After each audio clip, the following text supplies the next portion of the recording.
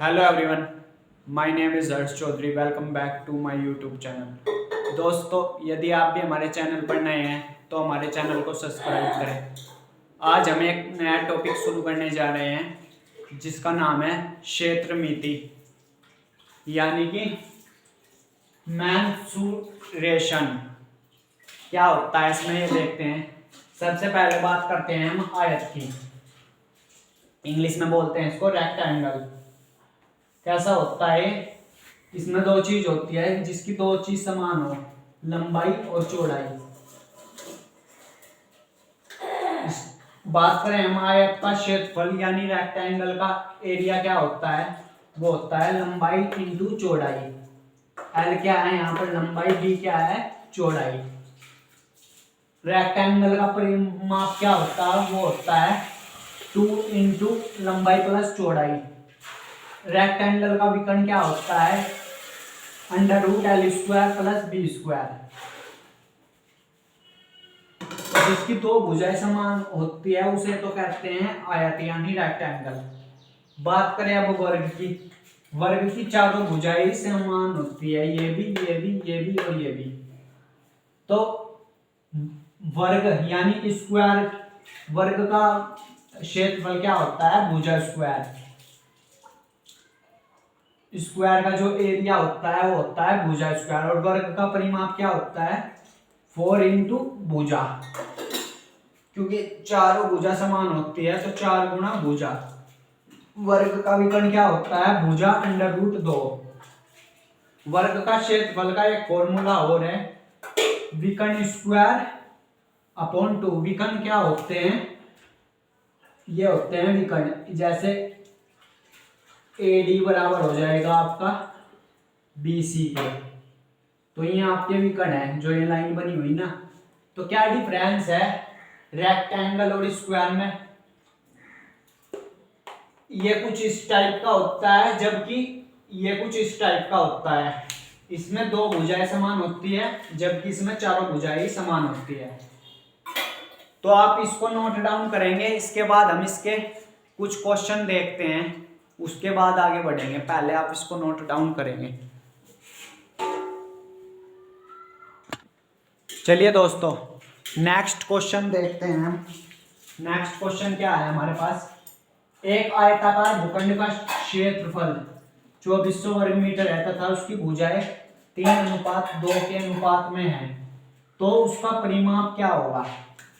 क्या चीज हमको क्वेश्चन में दी हुई है वो देखते हैं। एक तो L रेशो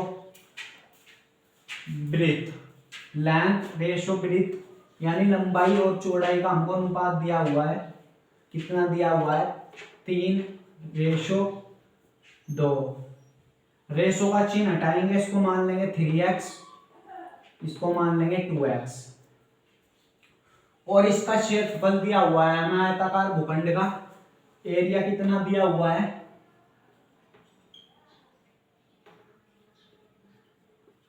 2400 वर्ग मीटर। क्या होता है आयत का क्षेत्रफल? लंबाई इंटू चौड़ाई। वो कितनी दी हुई है? 2400। एल का मान है कितना? 3x गुना में 2x बराबर 2400। यहां से कितना हो जाएगा? 3 दूनी 6 स्क्वायर 2400। इसको काटेंगे, 6 चौक 24। तो x का मान कितना आ जाएगा यहां से? 20। क्योंकि 20 का वर्ग क्या होता है? 400। हमसे पूछा क्या है क्वेश्चन में? उसका परिमाप बताओ। रेक्टेंगल का परिमाप क्या होता है?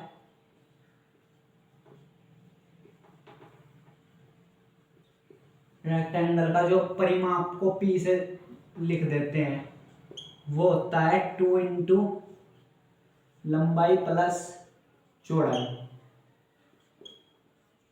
लंबाई कितनी माननी हुई है हमने? 3x प्लस चौड़ाई कितनी माननी हुई है? 2x। 2 ये कितना हो जाएगा? 5x।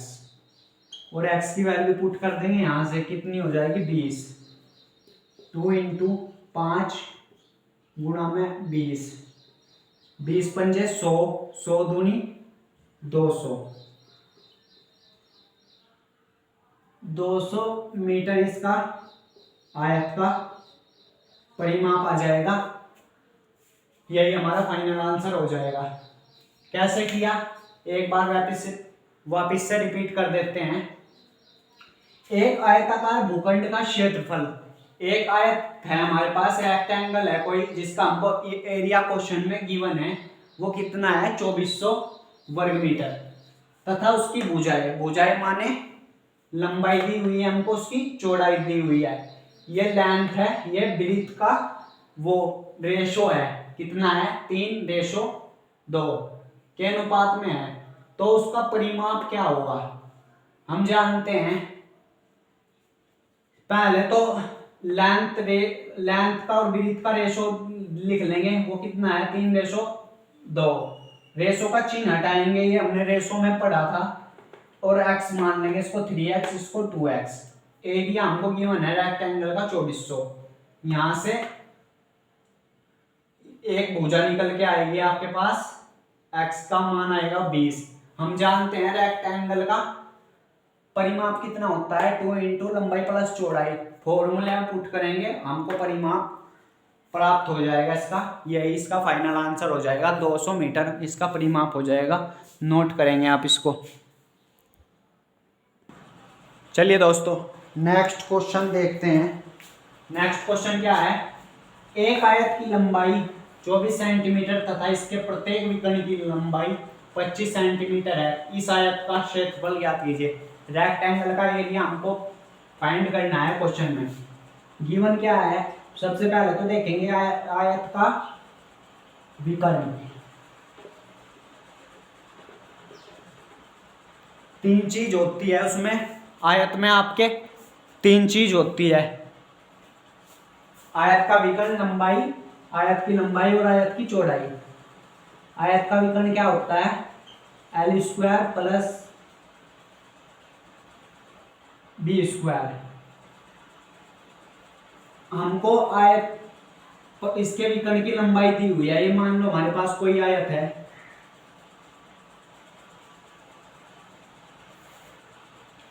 इसका विकर्ण दिया हुआ है, वो कितना है,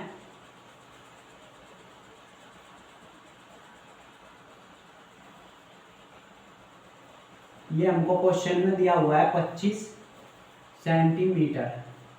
आप देख सकते हैं यहाँ से 90 डिग्री का एंगल बन रहा है ये ऐसे, और ये एक भुजा हमको इसकी कितनी दी हुई है, एक आयत की लंबाई 24 सेंटीमीटर, ये हमको भुजा दी हुई है 24 सेंटीमीटर, ये इसकी लंबाई दी हुई है, हमको इसकी ये चौड़ाई बतानी है कितनी होगी।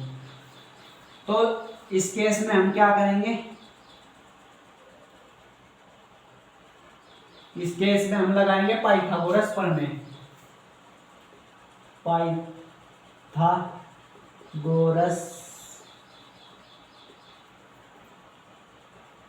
प्रमेय क्या होती है, पाइथागोरस प्रमेय, कर्ण का स्क्वायर बराबर लंब का स्क्वायर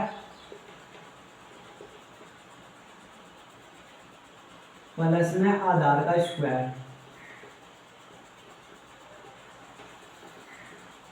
कर्ण हमारे पास इसके सामने वाली भुजा 90 डिग्री की यह कर्ण होती है हमारे पास, ये हमने पहले पढ़ चुके हैं। तो 25 है, 25 का स्क्वायर, एक भुजा हमको इसकी चौड़ाई निकालनी है, यानी लंब निकालना है हमको इसका, और आधार कितना दिया हुआ है हमको इसका 24। यहां से लंब की वैल्यू क्या आ जाएगी, लंब स्क्वायर 25 का वर्ग कितना होता है 625, 24 का कितना होता है 576, लंब स्क्वायर वो कितना आ जाएगा यहां से 49, और फाइनल लंब की वैल्यू कितनी आ जाएगी, रूट में चली जाएगी, इधर आएगा ये √49, तो ये आ जाएगी 7 सेंटीमीटर। पूछा क्या है हमसे, ये हमने फाइंड कर ली, कितनी है ये, 7 सेंटीमीटर। तीन ही चीज होती है, इसका विकर्ण होता है आयत में, लंबाई होती है, चौड़ाई होती है। पूछा क्या है हमसे, आयत का क्षेत्रफल बताओ, एरिया। तो हमको एरिया फाइंड करना है, वो क्या होता है, लंबाई गुना चौड़ाई। लंबाई कितनी है हमारे पास क्वेश्चन में, 24, और ये 7, कितना बनेगा है मल्टीप्लाई करने पर, 7 चौक 28, 7 दूनी 14, 2 16 वर्ग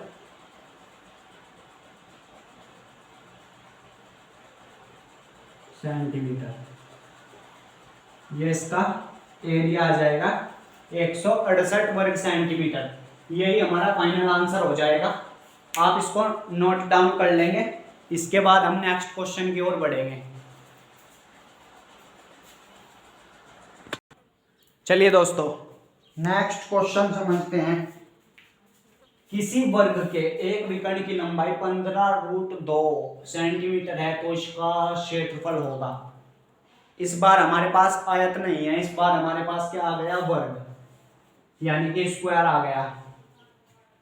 तो हम जानते हैं, क्या जानते हैं, वर्ग का विकर्ण, वर्ग का विकर्ण कितना होता है, भुजा √2। तो यहां से कितना आ जाएगा, वर्ग का की विकर्ण की लंबाई कितनी दी हुई है हमको क्वेश्चन में, 15√2, और भुजा √2, इससे ये कट जाएगा, तो भुजा कितनी आ जाएगी हमारे पास, भुजा आ जाएगी हमारे पास फाइनल 15 सेंटीमीटर। और हम जानते हैं स्क्वायर ऑफ एरिया कितना होता है, वो होता है भुजा स्क्वायर। इस वर्ग का जो क्षेत्रफल होता है वो होता है भुजा स्क्वायर। भुजा कितनी है हमारे पास, 15। तो यहां से कितना आ जाएगा हमारे पास इसका एरिया, 225 वर्ग सेंटीमीटर। 225 हमारे पास इसका फाइनल एरिया आ जाएगा, जो हमसे क्वेश्चन में पूछा था, यही हमको फाइंड करके बताना था। नेक्स्ट क्वेश्चन की ओर बढ़ेंगे, पहले इसको नोट डाउन करेंगे। चलिए दोस्तों, नेक्स्ट क्वेश्चन की ओर बढ़ेंगे। नेक्स्ट क्वेश्चन क्या कह रहा है हमें, वो देखते हैं। एक सेकंड वेट करेंगे। चलिए दोस्तों, नेक्स्ट क्वेश्चन देखते हैं। यदि एक वर्ग के विकर्ण की लंबाई 6√2 सेंटीमीटर है, तो इसका एरिया क्या होगा, ये हमको क्वेश्चन में फाइंड करना है। वर्ग का विकर्ण, सॉरी विकर्ण, विकर्ण क्या होता है हमारे पास, भुजा √2।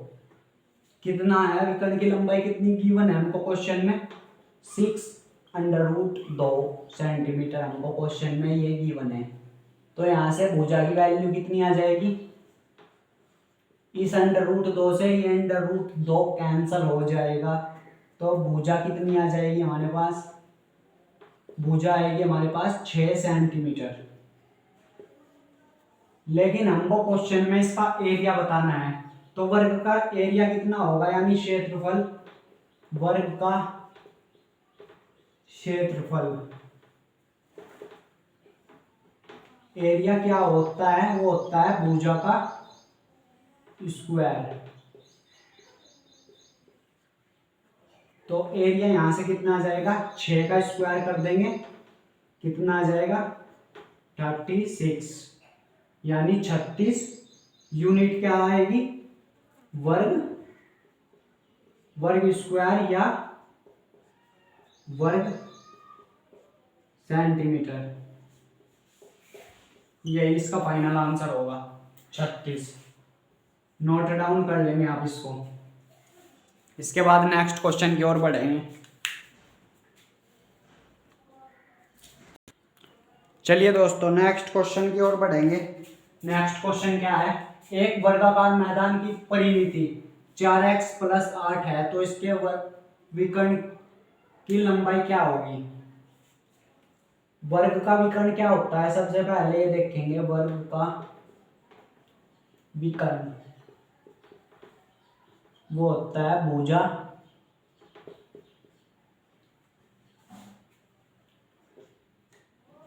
√2। तो सबसे पहले तो हमको भुजा ही फाइंड करनी पड़ेगी, क्योंकि हमको भुजा का नहीं पता। और एक चीज और गिवन है हमको क्वेश्चन में, ये तो हमको फाइंड करनी है। एक वर्गाकार मैदान की परिमिति, परिमिति का मतलब होता है परिमाप। परिमिति आ जाए कहीं पर तो उसका मतलब होता है परिमाप की बात हो रही है। वर्ग का परिमाप क्या होता है, वर्ग का परिमाप कितनी वो होती है, उसमें 4 भुजा होती है, चारों की चारों समान होती है, तो 4a हो जाएगा इसका परिमाप। इसकी परिमाप की वैल्यू हमको क्या दी हुई है, 4x+8।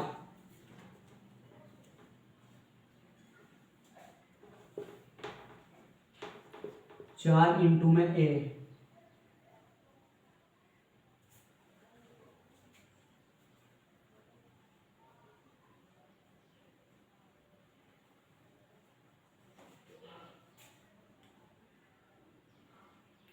तो यहां से a की वैल्यू कितनी आ जाएगी, 4x+8 अपॉन में 4।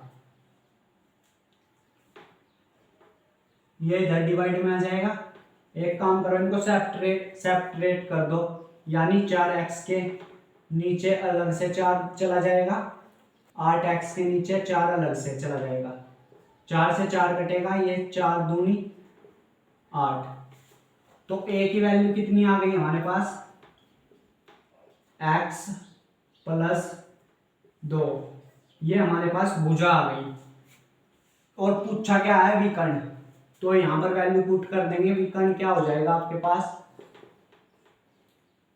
विकर्ण हो जाएगा आपके पास भुजा, भुजा √2। भुजा कितनी आई है, x+2 इंटू में √2। यहां पर छोड़ेंगे तो आपको पूरे नंबर मिलेंगे। अगर आप चाहे तो इसको आगे सॉल्व कर सकते हैं। आगे क्या करेंगे, इसमें आपको √2 की वैल्यू रखनी पड़ेगी 1.414।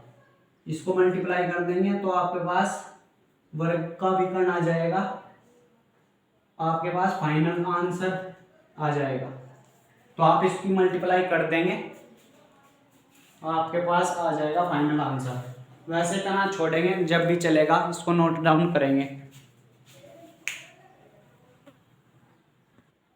चलिए दोस्तों नेक्स्ट क्वेश्चन की ओर देखते हैं। एक वर्ग में विकर्णों की लंबाई 4k+6 सेंटीमीटर और 3k-3 सेंटीमीटर है। वर्ग का क्षेत्रफल सेंटीमीटर में होगा, में है। तो हम जानते हैं वर्ग में सारी भुजाएं इक्वल होती है, यानी समान होती है। तो विकर्ण की लंबाई दी हुई है हमको, ये इक्वल होगी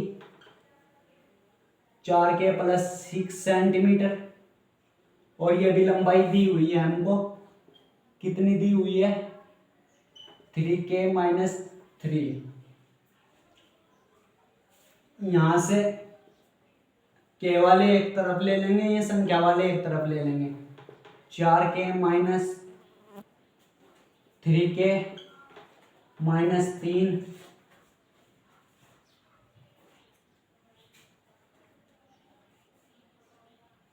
और ये हो जाएगा -6।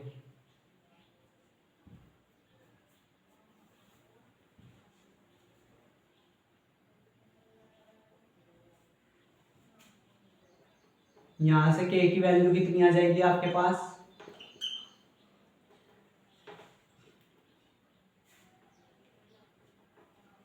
वो आ जाएगी -9।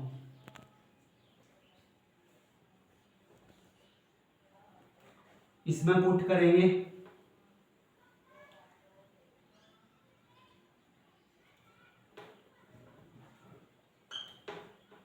प्लस में 6 और इस साइड पुट करेंगे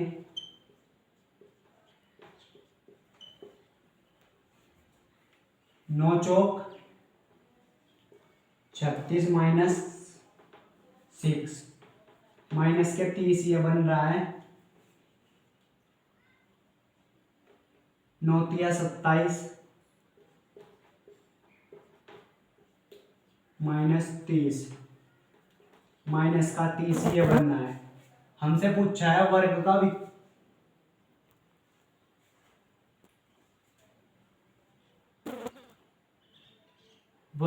विकर्ण सेंटीमीटर में कितना होगा, ये हमसे पूछा है। वर्ग का क्षेत्रफल यानी एरिया,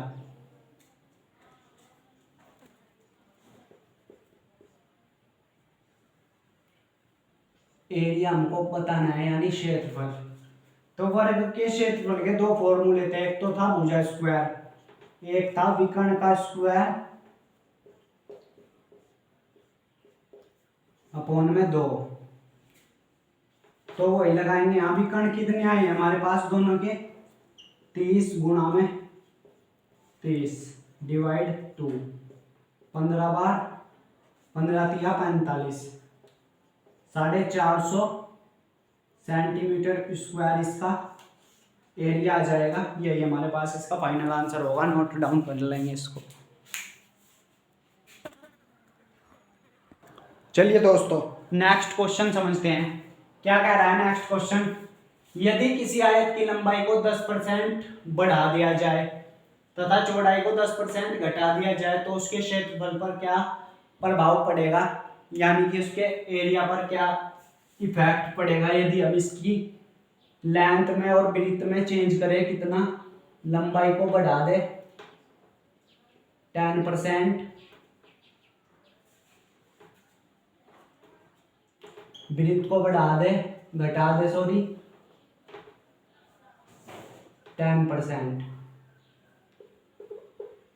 10% हम इनको बढ़ा दे लेंथ को और ब्रीथ को घटा दे 10%।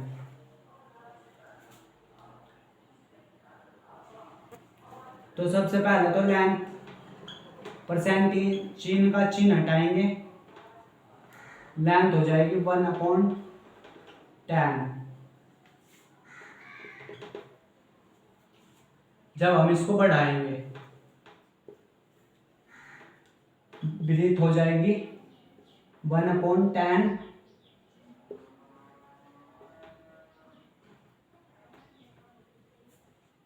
जब हम इसको घटाएंगे तो यहां माइनस।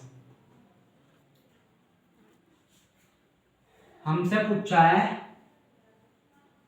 तो इसके क्षेत्रफल पर क्या प्रभाव पड़ेगा। लेंथ और ब्रीथ का रेशो निकाल लेंगे।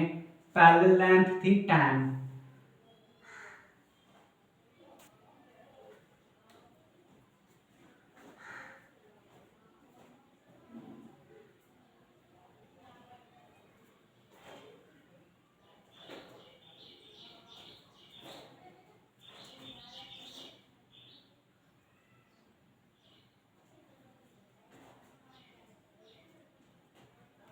पहले थी लेंथ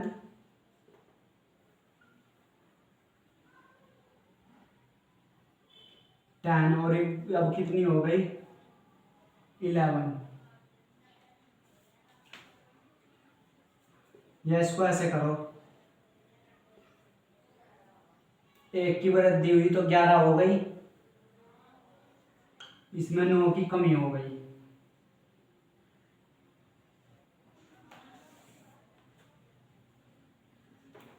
पहले कितनी थी 10 थी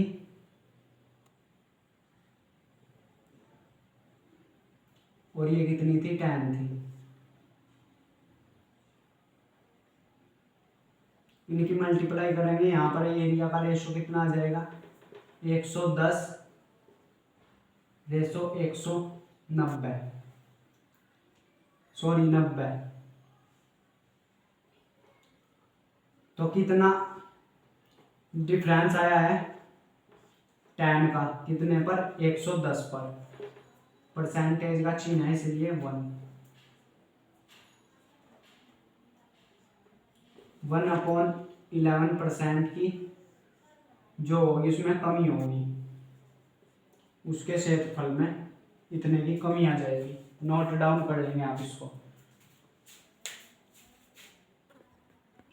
चलिए दोस्तों इसको वापस समझते हैं एक बार। लेंथ और ब्रेथ, पहले लेंथ कितनी थी 10, अब कितनी हो गई जब एक की वृद्धि हो जाएगी 11, और जब इसमें पहले कितनी थी 10, इसमें एक की कमी करेंगे तो ये कितनी हो जाएगी 9। एरिया निकाल लेंगे यहाँ से, वो होता है लंबाई इंटू चौड़ाई। लंबाई थी 100 और ये कितनी हो जाएगी 9। कितने का डिफरेंस आया है, एक का, कितने पर 100 पर। परसेंटेज का चिन्ह को लगाने के लिए 100 से मल्टीप्लाई करेंगे। इसको रहने दो, इसको मत काटो। 100 तो हमारे पास 1% की कमी होगी इसमें क्वेश्चन में। इसके एरिया में 1% की कमी आ जाएगी जब हम इसकी लेंथ को घटा देंगे, बढ़ा देंगे 10%। चलिए दोस्तों नेक्स्ट समझते हैं वर्त क्या होता है, यानी कि सर्कल। सर्कल होता है आपका गोला टाइप का, जैसे कड़ा हो गया आपका, हाथ की चूड़ी हो गई, वो किसमें आएगी सर्कल में। क्या क्या होता है सर्कल में, ये तो होता है व्यास, ये इसमें त्रिज्या होती है, और ये भी बीच में होता है सेंटर पॉइंट, ये होती है परिधि। इस सेंटर से आप कितनी भी रेडियस वो जीवा खींच सकते हो, इसमें कितनी भी इसकी परिधि से होकर जाएगी जो। तो वर्त का व्यास क्या हो जाएगा, यानी डी वो होगा त्रिज्या का 2 गुना, यानी त्रिज्या व्यास की आधी होती है। वर्त का परिमाप या परिधि वो क्या होगी 2πr, इसकी और इसकी πr कितने उससे मिलकर बना है ये 2 उससे, तो क्या हो जाएगी 2πr। वर्त का क्षेत्रफल πr², क्योंकि 2 रेडियस है इसलिए स्क्वायर। अब बात करें हम सेमी सर्कल की यानी अर्धवर्त की, तो इसका आधा ही होता है, इसका आधा हिस्सा मानेंगे नीचे का, ये इसका सेमी सर्कल होता है। तो जो वर्त का क्षेत्रफल होगा उसका आधा हेमी सर्कल का क्षेत्रफल होगा। अर्धवर्त का परिमाप या परिधि क्या होगी, जो वर्त की परिधि होगी उसकी आधी हो जाएगी। तो इससे होता बाकी सेम ही है, बस इसमें इसका नीचे का हिस्सा नहीं लेते, होता ये भी सर्कल ही है। तो इसमें से ये हिस्सा हटा देंगे, एक हिस्सा परिधि का, तो ये जो बनेगा ये आपका सेमी सर्कल बनेगा। रेडियस इसमें भी 2 होती है, बीच में होता है सेंटर पॉइंट, और परिधि ये इसकी परिधि ये होती है, ये होती है परिधि। बाकी कोई डिफरेंस नहीं है वर्त में और उसमें सर्कल में और सेमी सर्कल में।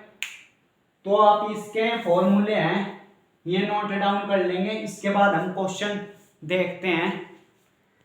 तो चलिए दोस्तों आज की क्लास में इतना ही रखते हैं, मिलते हैं नेक्स्ट क्लास में। क्लास आपको कैसी लगी कमेंट करके जरूर बताएं। मिलते हैं नेक्स्ट क्लास में, तब तक के लिए बाय बाय। इसको नोट डाउन कर लेंगे आप पहले, इस चीज को आप नोट डाउन करेंगे और इसके बाद हम इसके क्वेश्चन डिस्कस करेंगे नेक्स्ट क्लास में। यानी एक इसका सेकंड पार्ट में देखते हैं, इसके जितने भी क्वेश्चन होंगे वो सेकंड पार्ट में कवर करने की कोशिश करेंगे।